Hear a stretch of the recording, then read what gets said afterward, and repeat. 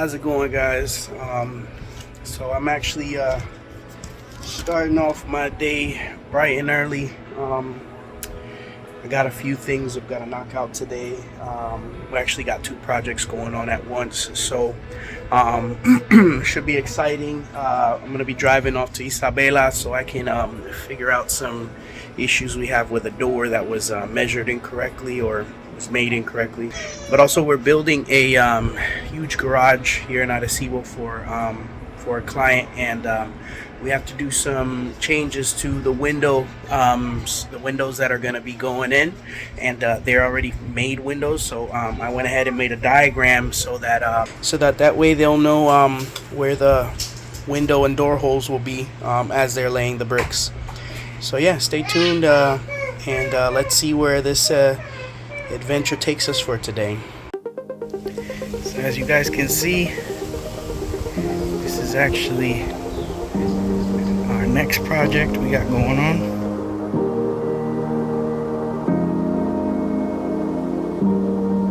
And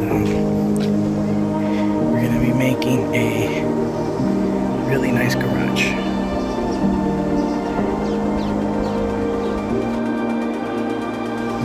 It's going to be 14 feet high.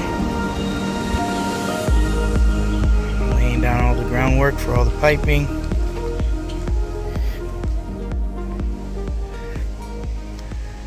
It's all set.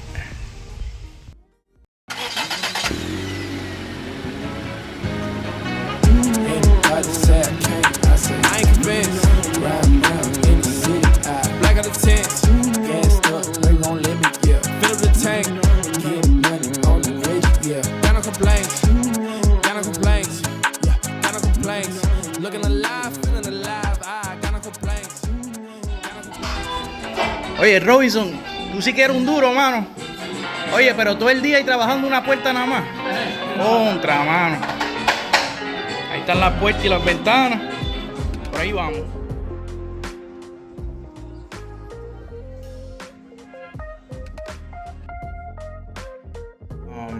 Wanted to do this Q&A so that I can kind of get a couple things out of the way, as far as like people commenting and assumptions and people just wanting to know more, and so I want to just go ahead and do that.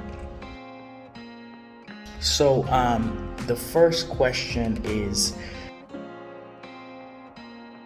the answer is no. Definitely was a lot of struggles, a lot of challenges, but I'm closer than I've ever been to my family, to my wife, closer than I've ever been to the things that I really care about. I ditched the 9-to-5, that was pretty much consuming my life over there. I pretty much lived to work over there, and it wasn't the other way around. And so, I needed to put a stop to that. So coming here, yes, it was a lot of work. It hasn't been easy, but the things that I've gained, my freedom to spend time with my family, the bonds I've built with my kids now that they're being homeschooled, being able to be involved in those years that, you don't want to pass by or whatnot. It's definitely worth it. My relationship with God, I've been able to slow down life so much that, I get to spend time now just kind of praying, meditating, centering myself, bringing balance into my life, and not just, constantly anxious and dealing with anxiety and fear of what's gonna happen tomorrow. Is my boss gonna fire me? So many things. But yeah, that's question 1. Question 2 is we're actually working remodels and constructions aside from the investments. We opened up a company here in Puerto Rico, registered it, Prolific Constructions LLC. if you are here on the island and are thinking about starting your company here, just a bit of advice: don't try to do it on your own. It's a lot of hoops to jump through, unless you're savvy with that kind of stuff. But I would just suggest there's usually accountants or lawyers that do what's called la gestoría de registro de entidad. And un gestor, which is pretty much someone that's going to be in charge of just making sure all the paperwork is done and all the registries are done, that you're registered properly through SURI, and that you're also, like, you got all your documentations correct, your and in order. It was just pretty easy in that aspect, since I worked with a buddy of mine from church here that is an accountant. He went ahead and took care of that for me. So that's question number 2. What are we doing now? Not only are we still doing the investments, we are still interested in doing the flips and potentially getting into rentals pretty soon. But we're also, I opened up the construction business. I wasn't expecting it, but nature kind of took its course. We had people hit us up from YouTube saying they need they need help, they need contacts, and I'm like, well, I've already done it so many times with my flips that I've got so many I've gotten so many contacts, I've gained so much experience in all the processes, paying municipal taxes, getting the insurances set. I'm becoming more well versed in what it's the permitting process and OGP and registering with DACO and all these things now that I'm an official construction company. So definitely interesting pivot in my life. Who are the workers? The workers actually are the best of the people that I've connected with here in Puerto Rico that have done jobs for me. I have an amazing electrician. I have an amazing plumber. I have a great group of guys that do the general construction work, and I looked around and I said, hey, I got the resources, I got the guys. Let's start bringing this thing out there and helping people out.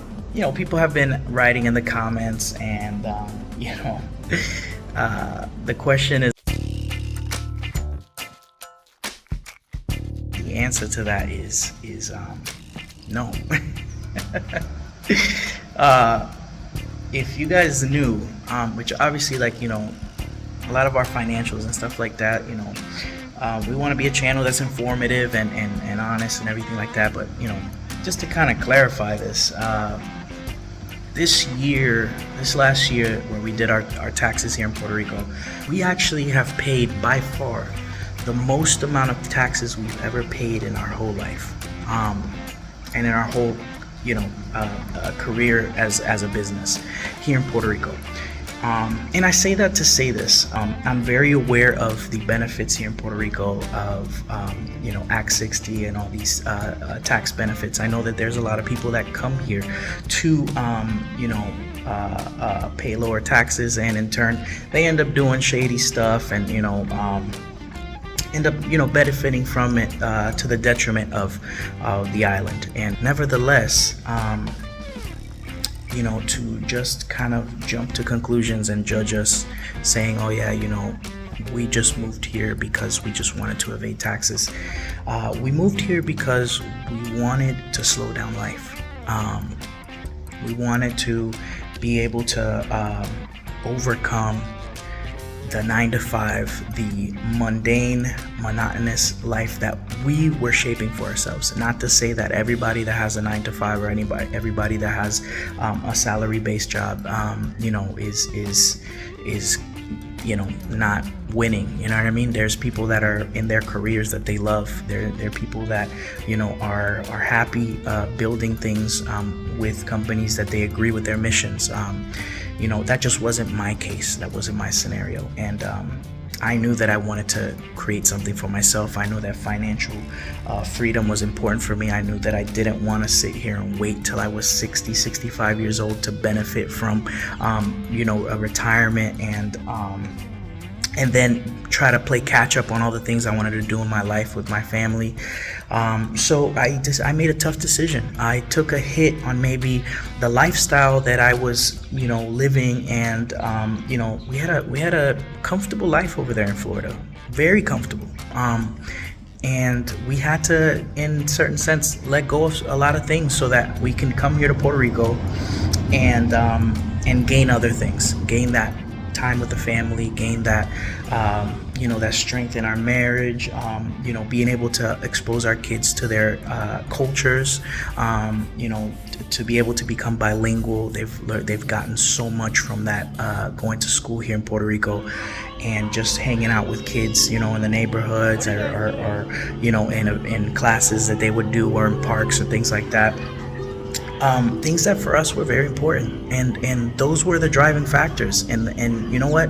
Whatever is your driving factor to free fall and take that leap of faith and do whatever it is that has been in your heart, pressing at your heart to do that without worrying about the spectators or the critics that want to say, oh, you're just doing it because downplaying what you're doing. At the end of the day, like, for those that think we're tax evaders and we just came here to Puerto Rico to benefit off the backs of the people here in Puerto Rico, newsflash, we ourselves are Puerto Rican.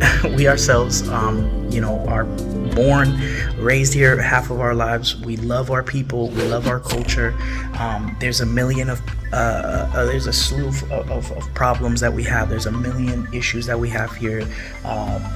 There's a lot of problems with municipalities, with leadership, with accountability.